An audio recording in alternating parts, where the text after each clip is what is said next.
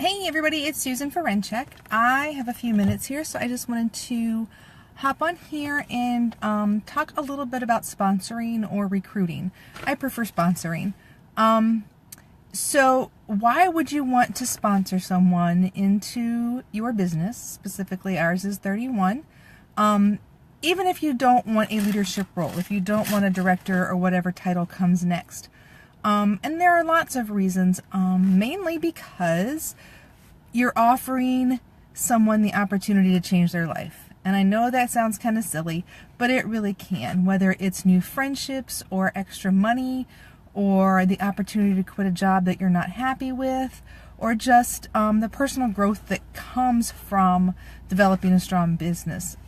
Most people have to grow a little bit to maintain a successful business. And that's not a bad thing. Growing is great.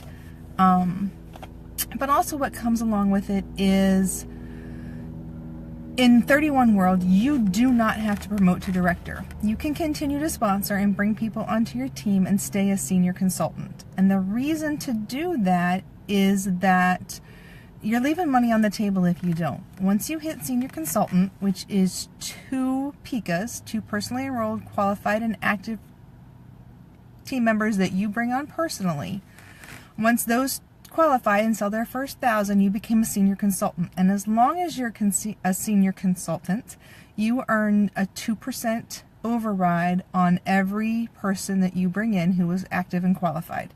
So if you have 2 people under you who do $200 every month, and I know it doesn't sound like much, but 2% of that is, let me do the math, it's not a whole lot, but over time it starts to help pay for like your website fee.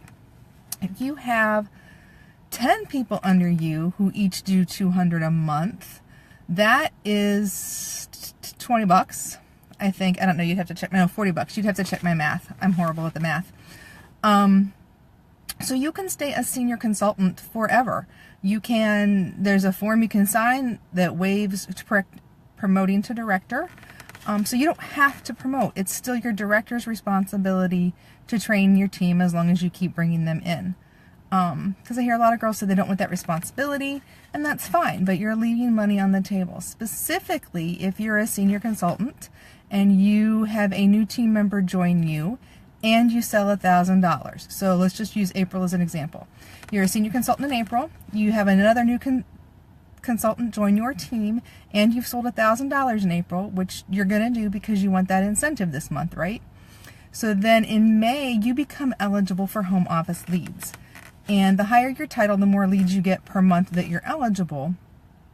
But it would run from May 15th to June 14th. So in that time period, anybody who clicks on the home office link looking for a consultant, or to either join or place an order, you get put in a pool, and those leads come to you. It's just an email that you get when you get assigned one, which is pretty freaking fabulous, because I will tell you, I had them September through December. I think I lost them in January due to the recruiting.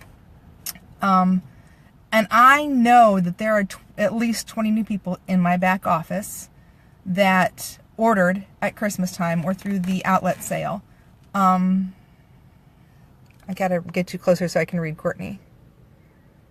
So that completely blew my business away in December and January. 20 new people that are in my back office, because when they come through the home office leads, it's their email that gets entered. So they're continuing to get emails monthly on the specials. I got 2 new consultants that way through home office leads. No, wait, I'm sorry, only one. One that signed and one that was talking about it, so she's still on the hook.